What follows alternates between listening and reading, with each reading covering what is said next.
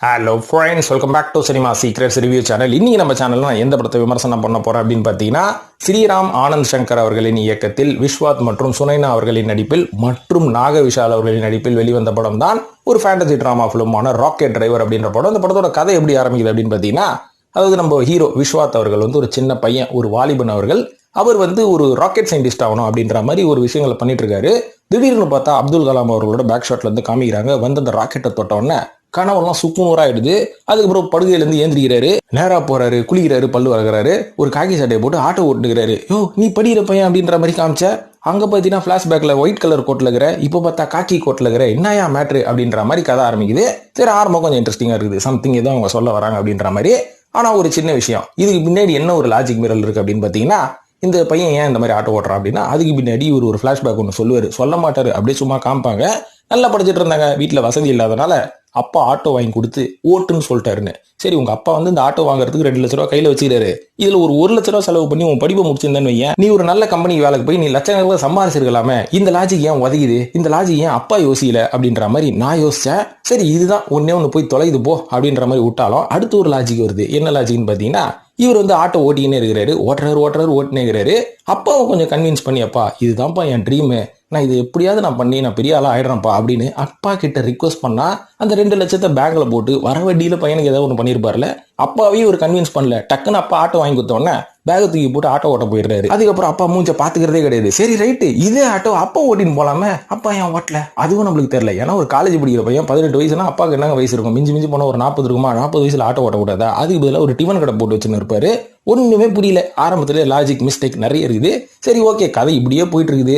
இந்த கதை எதுக்குள்ள போகுது, இவன் ராக்கெட் சயின்ஸ் ஆவானா, ராக்கெட் சயின்டிஸ்ட் ஆவானான்னு நம்மளுக்கு புரியல அப்படின்ற மாதிரி இருக்கும்போது தான் இது ஒரு ஃபேண்டசி படம் அப்படின்னு காமிக்கிறதுக்கு ஒரு அரை மணி நேரம் கழிச்சு ஒரு சம்பவம் ஆரம்பிக்குது. அது என்ன சம்பவம்னு பாத்தீங்கன்னா, அதாவது டைம் டிராவல் பண்ணி ஒரு பையன் வருவான். அந்த பையன் யாருன்னு பாத்தீங்கன்னா வேற யாரும் இல்ல, நம்ம ஏபிஜே அப்துல் கலாம் அவர்கள். சின்ன வயசுல இருந்து வருவாரு. வந்தவொடனே ஒரு ஆட்டோல ஏறி, நான் மெட்ராஸ் யூனிவர்சிட்டி போனோம், நான் வந்து இந்த லெட்டர் ஒன்று கட்சிக்குது, நான் இங்க வந்து சேர்ந்து படிக்க போறேன், அதுதான் வந்திருக்கேன் அப்படின்ற மாதிரி. இவரும் சரி வா உட்காரு, காசு தான் இல்லையா உங்ககிட்ட, சில்லற காசு தான் வச்சுக்கிறியா, சரி பாவம் நீயாச்சும் படிச்சு பெறாலாவு அப்படின்னு கொண்டு போய் மெட்ராஸ் யூனிவர்சிட்டியில இறக்கி விடுறாரு. அந்த பையன் என்ன சொல்றான், அண்ணா எனக்கு புதுசா இருக்குது இதெல்லாம் பாக்குறதுக்கு, கொஞ்சம் கூட வந்து அந்த ஒரு சார் ஒருத்தர் நான் பார்க்கணும், அது வரைக்கும் என் கூட வந்து விட்டு போயிடுங்களேன் அப்படின்னதுக்கு இவரும் வேண்டாம் இருப்பா உருன்னு வராரு.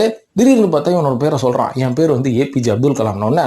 இவர் உடனே நம்பிடுறாரு. எப்படியா நம்புற, ஏபிஜே அப்துல் கலாம் அப்படின்னு சொல்றானா, ஒன்னு இவன் லூசா இருக்கணும், நீ தத்தியா இருக்கணும். உடனே நம்பிடுறான் பையன் ஆட்டோ டிரைவர். அவ்வளவு மக்காயா நீ எல்லாம் எப்படி ராக்கெட் சயின்ஸ் ஆவ, ஐ மீன் ராக்கெட் சயின்டிஸ்ட் ஆவ அப்படின்ற மாதிரி யோசிக்க தோணுச்சு. அதுக்கப்புறம் இவன் ஒரு சில விஷயங்கள்லாம் அந்த சின்ன பையன் சொல்ல டே நீ கண்டிப்பா டைம் டிராவல் பண்ணி தான் வந்திருக்கிற அப்படின்ற மாதிரி நம்ம ஹீரோ நம்பிடுறாரு. ஆனா நாங்களாம் நம்பவே இல்லை. எப்படியா நீ நம்பினு ஹீரோவை பார்த்து தான் கேள்வி கேட்கணும்னு தோணுச்சு. ஏகப்பட்ட லாஜிக் மீறல்கள். இதுக்கப்புறம் என்ன நடக்குது அப்படின்னு பாத்தீங்கன்னா, ஏபிஜே அப்துல் கலாம் பாஸ்ல இருந்து வந்துட்டாரு.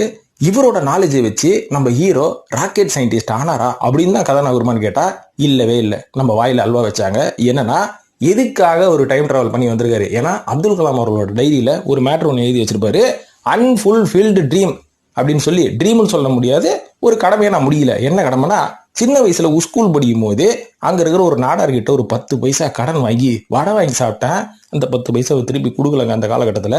அதனால இப்போ நான் பாஸ்ல இருந்து டைம் டிராவல் பண்ணி அந்த 10 பைசாவை அதே நாடார் குடும்பத்தில் யார்கிட்டயாவது கொடுத்துட்டு போலான்னு வந்தேன்னு அப்துல் கலாம் சொல்றாரு. ஆக மொத்தத்தில் இது பேர் மட்டும்தான் ராக்கெட் டிரைவர்.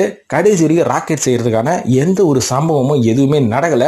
நான் கூட வந்து இந்த மாதவன் ஒரு படம் எடுத்தாரு ராக்கெட்ரின்னு, அந்த படத்துல வர மாதிரி ஏதாவது சயின்டிபிக்கா ஏதாவது ஒன்று பேசுவாங்கன்னு பார்த்தா ஒண்ணுமே பேசல. 10 பைசாவை திருப்பி கொடுக்கறதுக்காக தான் அப்துல் கலாம் டைம் டிராவல் பண்ணி வந்துக்கிறாரு. அப்துல் கலாம் உயிரோட இருந்தா எப்படி ரியாக்ட் பண்ணிருப்பாரு தெரியுமா அந்த படத்துக்கு, எனக்கு தெரியாது.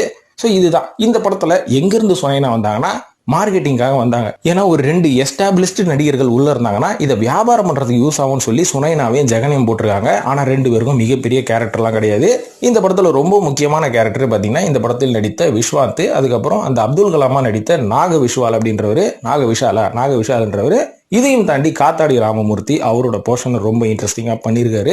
ஸோ இதெல்லாம் தான். ஆனால் இந்த படத்தோட கதை வந்து ஒரு ஃபேண்டசி கதை மாதிரி. ஃபேண்டசிக்கு எதுக்கே லாஜிக்கு ஏதாவது ஒன்றத்தை நாங்கள் சொல்லுவோம், நீங்கள் கேட்டு தான் ஆகணும் அப்படின்னு முடிவு பண்ணிங்கன்னா நான் ஏற்றுக்கிறேன். ஓகே, என்கிட்ட லாஜிக்கெல்லாம் எனக்கு தேவையே கிடையாது, நீங்கள் ஏதாவது ஒன்றத்தை எடுங்க. ஆனால் ஏபிஜே அப்துல் கலாம் பாஸ்லேருந்து வந்திருக்காரு அப்படின்னும் போது நம்ம என்னென்ன எதிர்பார்ப்போமோ அது எதுவுமே இல்லை. ஏன்னா ஏபிஜே அப்துல் கலாமா வரவரே சயின்டிஸ்ட் ஆகிறதுக்கு முன்னாடி வடலப்பையன் மாதிரி சுத்தினு இருப்பார் பாத்தீங்களா, அந்த பீரியட்ல இருந்து வந்தனால நீங்க எதுவுமே எதிர்பார்க்க கூடாதுன்னு டைரக்டர் கடைசியில சொல்லிட்டாரு.